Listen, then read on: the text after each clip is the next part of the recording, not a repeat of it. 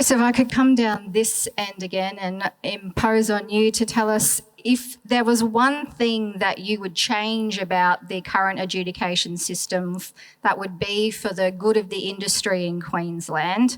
Is there anything that's the top of your shopping list that if you had a magic wand or you were in charge, what is the one thing that you think could be a really positive change for the construction industry in Queensland? Thanks so much for the poison chalice. Honestly, this is going to sound terribly much one of the team.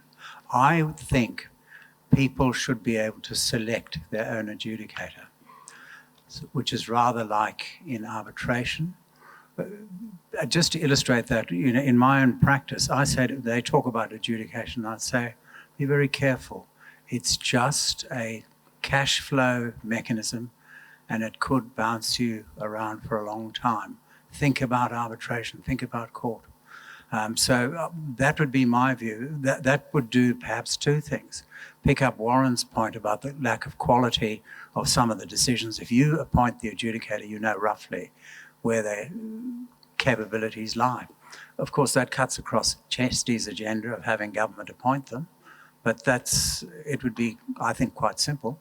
But without the ANAs, which is obviously a big problem that Chesty had. Can I just add something to that? I was very much opposed to parties selecting adjudicators initially, but right now I would certainly argue for, particularly above certain amounts, certain types of applications, that the parties are open to select adjudicators.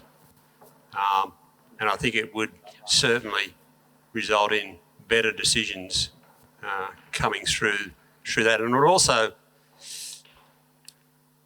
reward mightn't be the right sort of word, but if quality decisions are continuously made by a few, which is resulting in good cash flow, well then I'm happy with that.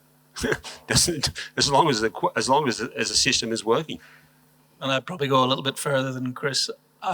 Perhaps coming from a little bit biased point of view, but I would actually support bringing back the ANAs. I actually think the ANAs properly regulated with the appropriate ANAs in place will bring back better quality decisions and bring back the ability to be able to monitor those decisions. So I think selecting an adjudicator can only ever be as an alternative. So you can have that as one, and in the alternative, there's still a nominating body. And that's how it works in almost, well, I think in all other dispute resolution methods. So I don't think it was a suggestion that it would be only selection by the parties.